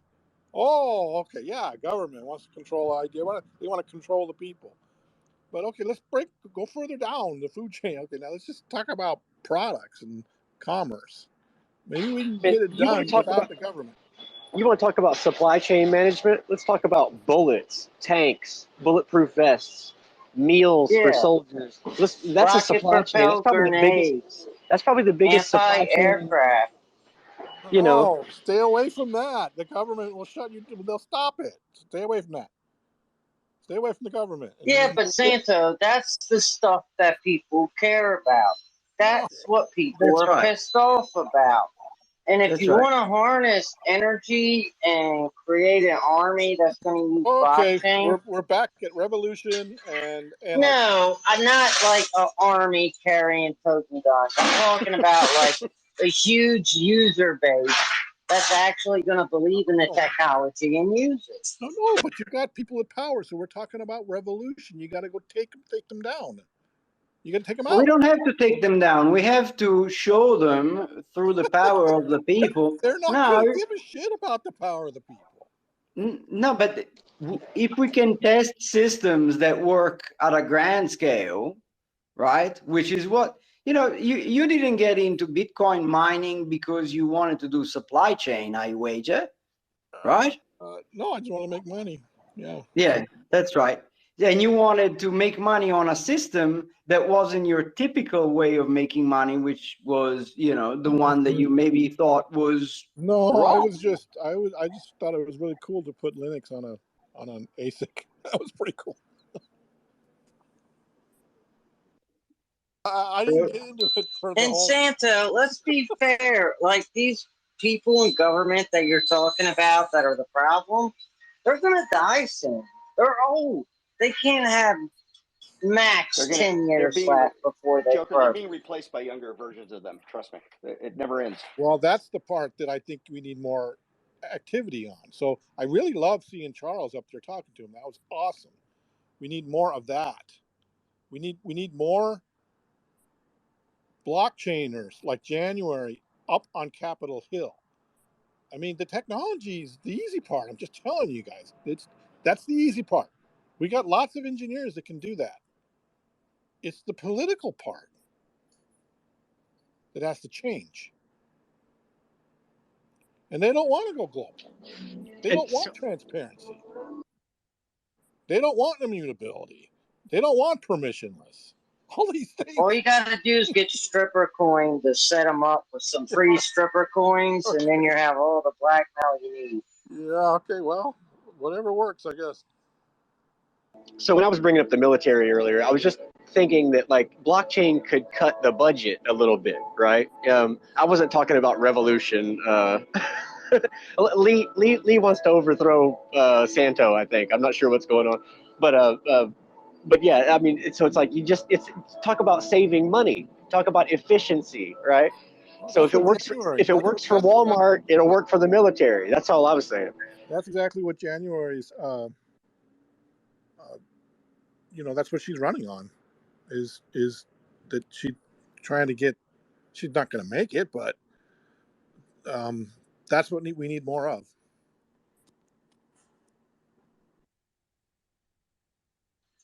Yeah, I think we need. I think you're right. We do need more blockchain candidates, but maybe more high energy ones that can rally people to support them. That's going to be a big thing. Is they need to be able to get people riled up, and they need to make people excited. In my personal opinion, I think that's why January didn't do so good with her NFT sales. She did good for a third party. She got like 6% of the vote, but if she was able to galvanize people, if she was able to make them excited and be charismatic, that's really what you need. It doesn't matter like how smart she is, what her background is, how successful she could be. If she's not able to get people riled up and to get people excited for what she's talking about, in the end, it's not going to matter because you got to have that public opinion to be backing you for people to notice. But if your ticket is more based on improving supply chains, like Gold Rush was just talking about, reducing cost, making the United States more competitive, using technologies that are distributed and run by the people, right? So lower your IT costs. That they're it's cryptographically secure. Stop with all the goddamn finance stuff. I know Matt's in the room, but where he was, because geez, you're hitting you're hitting our the leaders of our country today, and that's who they are. Do both at the same time, Santo. Don't be scared. There's no reason why you can't do both. No, it's strategy. No, you're missing the point. It's just strategy.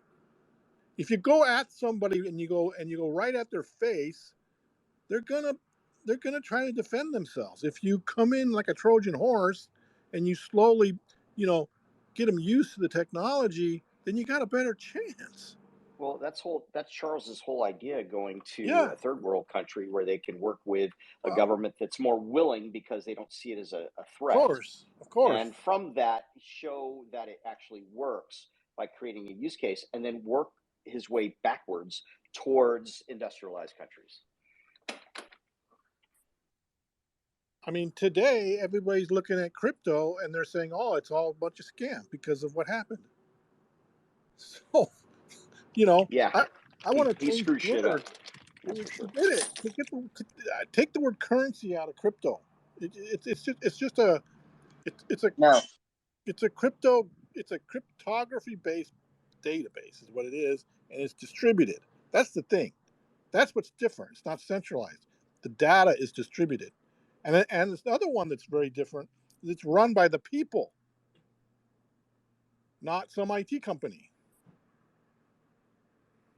Well, currently everybody's learning that those that were in centralized exchanges, they didn't have self-sovereignty, and they weren't their own bank, and they got screwed, right?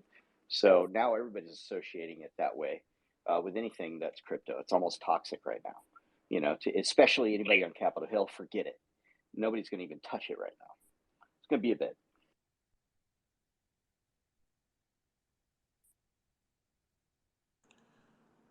It's like we lost our co-host. I don't know what happened. What do you mean? Capitol Hill's loving crypto right now. They just got so much money that kept so many people in office. They're returning it. Like, did you hear? No, they're not. The senators, no, they're senators not. that posted up, they said, we are returning that money, or we're going to send it to we're going to take the money that was donated to us from crypto, and we're going to send it to a charity. And one of the guys on CNBC said, well, why don't you just send it back to the end users that got burned? That's where you should send it, right? That having to do with FTX, which I agree with. That's where it should go, but Yeah, to send it back. I believe that when I see it. Like, let me see the funds actually be transferred, and let me see them be transferred to a charity that isn't owned by them, or that one of their family members isn't sitting on. Joker. That's taking it way too far. Isn't owned by them. Come on, they're not Yeah, going to do that. yeah, that whole charity thing. I wouldn't trust a politician to donate to a charity. It's going to go straight into their brother's pocket or whatever, man. No, so giving it back to the people who got screwed is the way to go. Their brother's cousin has a charity? What are you talking about? Come on.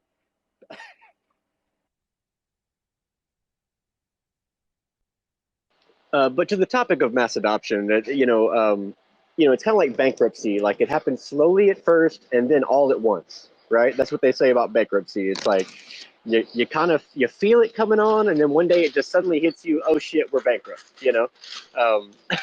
And that's kind of how technology gets adopted as well. I mean, like, the internet was just kind of a little backwater for a long time, and then it exploded once we had public and private keys, and we could do commerce, and we could do all these things, right?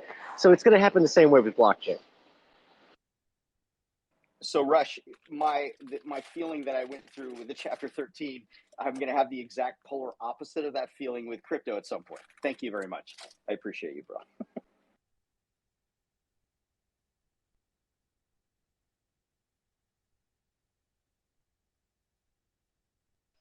Santo, what did you do? Fire your co-host? Yeah, I don't know what happened. We lost him? Might have been connection issue or something. The Russians are sending missiles into Italy now or something. Stop it.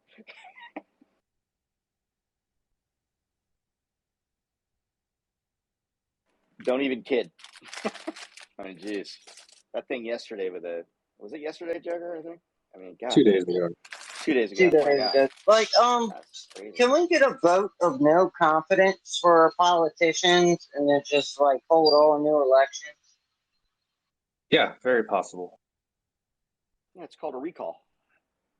You can recall, for sure.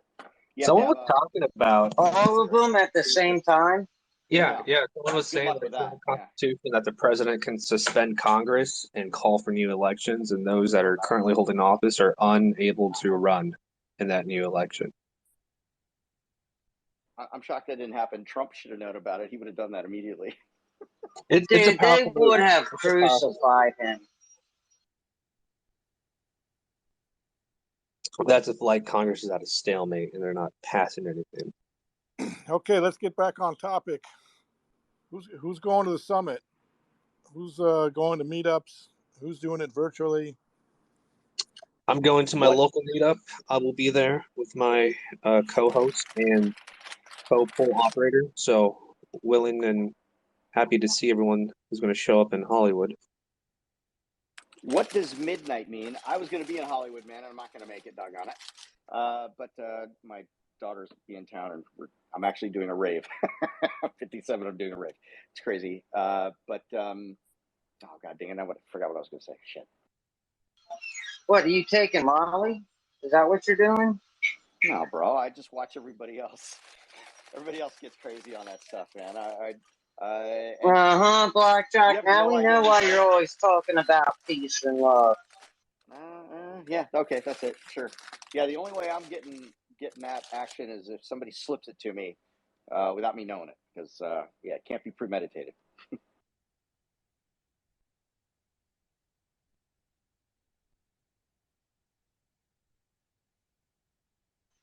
Yeah, I gotta look up who some of these speakers are for the DC event. I recognize some of the names, some of them I don't.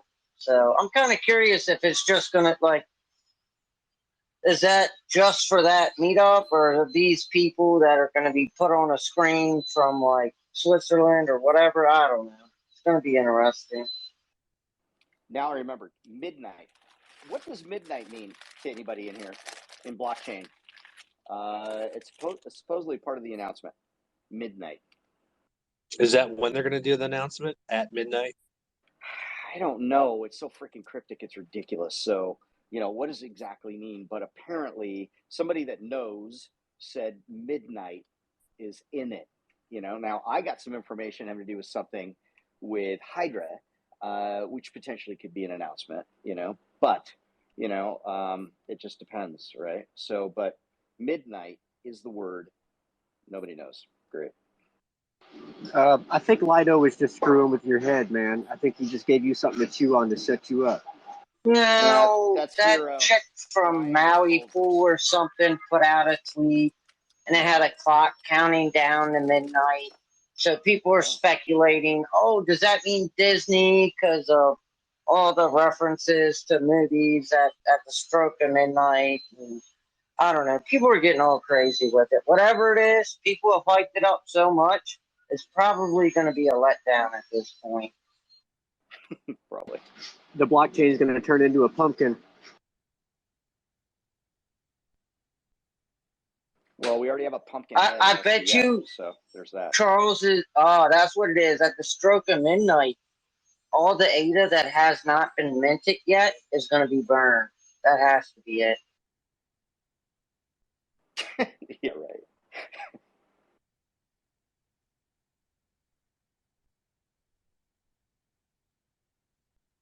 I bet you Low Tech knows. He can't talk about it because it's secret, super secret.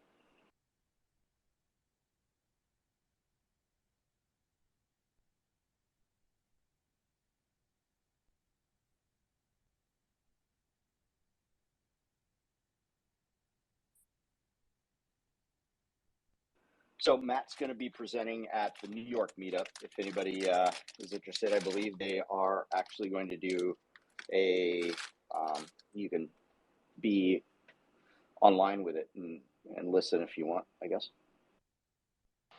Like for the New York meetup, are people going out of their way to invite like exchange officials and shit like that from the big wigs in finance, the New York finance scene, and then like in the DC, are people going out of their way to invite politicians to the DC meetup?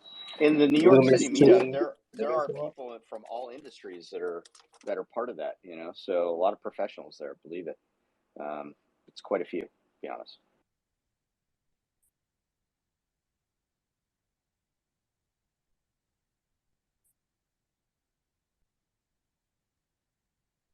I'm just kind of picturing Lee walking around with all of his favorite people there. I know how he feels about politicians. I got my login information this morning for the virtual summit. I checked it out. Can't log in, or you can't actually get into the virtual space until the 19th, but you can log into the website and, you know, adjust your username.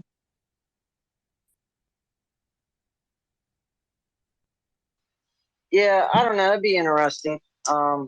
I doubt there's going to be any politicians. They probably wouldn't be caught dead at an event like this. The vast majority of them. Not enough cocaine for them to attend the DC party.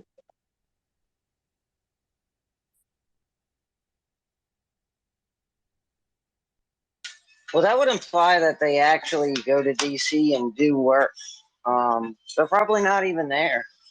You know, when they have them conference calls, that's what's that stuff called? A deep fake? A junket, maybe. If you called it a junket, they might show up.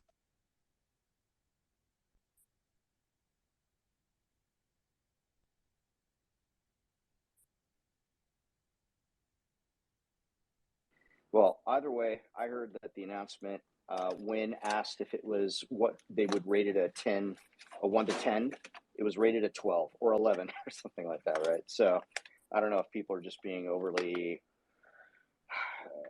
whatever about it, but you know, at the same time, you know, hopefully it's right now we could use something big, to be honest, especially with everything else that's going on right now. You know, lift people's spirits a little bit, you know, including my own. No, I'm pretty happy right now. I bought $100 of ADA and it was over 300 ADA, so I'm winning in my book. I'm pretty happy. But did you say that you got your login credentials for the virtual summit? Yeah, I was going to ask people if this was a phishing scam, but it was a link and a pre-assigned password. But once you log in, you can change the password. Yeah, I'm gonna have to make sure it didn't go to my spam folder because I didn't get one, but I definitely registered for it. In fact, I registered again on another email that we used, and I got it within 10 minutes of that. Really?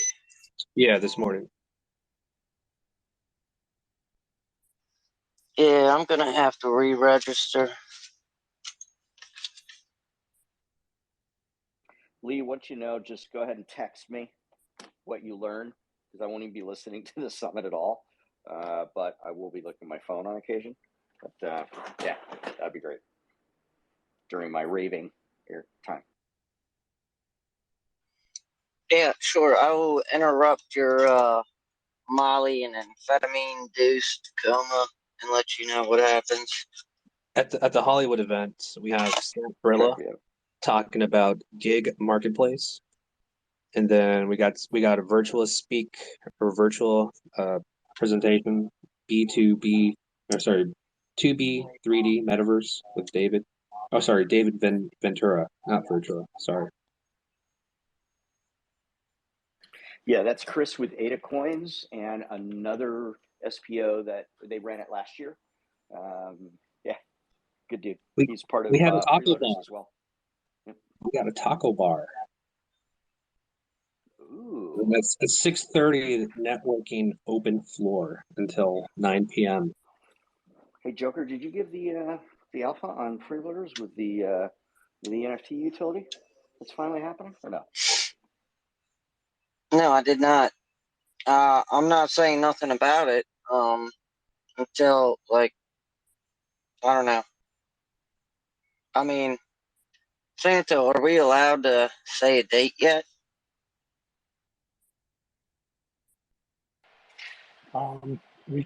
We are shooting for December 6th. That's the target. Yeah, I saw that. I just didn't know if we were allowed to put it out, you know, because so many times we say a date and then it changes. So I didn't know if we still weren't giving hard dates. That way we had some flexibility. And what NFT was this for? Lone Warrior. Well, no, it's for an existing NFT drop that already happened. It'll give you a discount on fees on smart claims. That utility is just not enabled on smart claims yet. Yeah, so if you had the Load Warrior in your wallet, when you go to get a token off of smart claims, you will actually pay less in fee depending on the Load Warrior's discount rate. You know, so I believe Got you. So the discount started on the 6th. Is that what you're saying? Well, tentatively. So that's what the date was given by our developer. He seems fairly certain. And then there are some other things that will be coming along with the Series 2, hopefully in the next 30 days after that. Maybe in December, at the end of December, maybe Christmas gift. Who knows?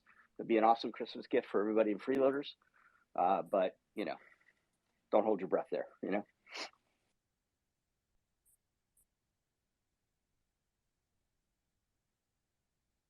But kind of exciting, considering we really haven't a bunch of stuff come out recently, and a lot of other things going on as well. So this is kind of cool for freeloaders.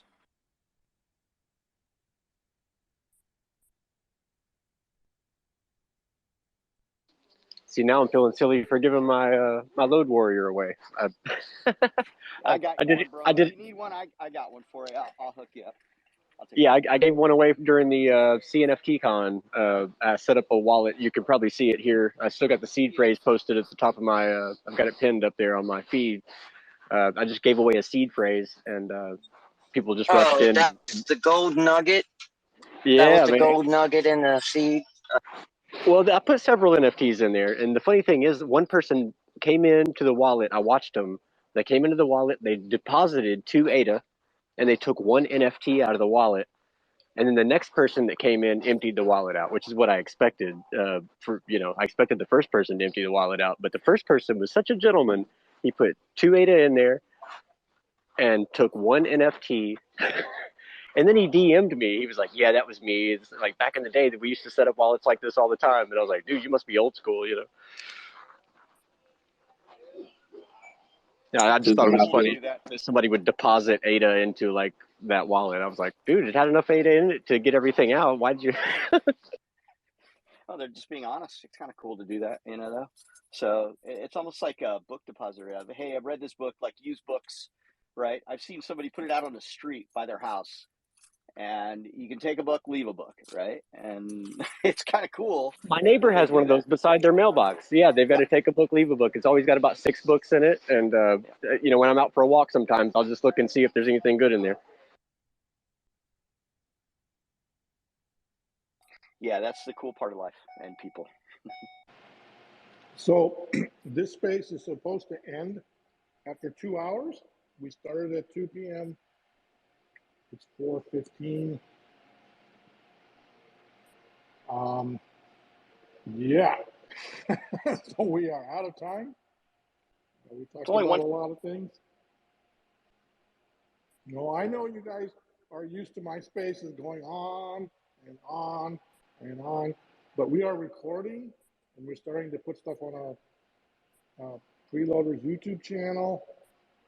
So, and then we're gonna have to edit this piece. So I gotta stay disciplined. So I appreciate everybody for coming. We're gonna end Cardano-Tech for Thursday, and I guess we'll see you all virtually at the summit. Joker, you want to fire up Freeloaders Debate Club? Yeah. Thanks for coming, you guys. Later. Take it easy, Santo. Freeloaders.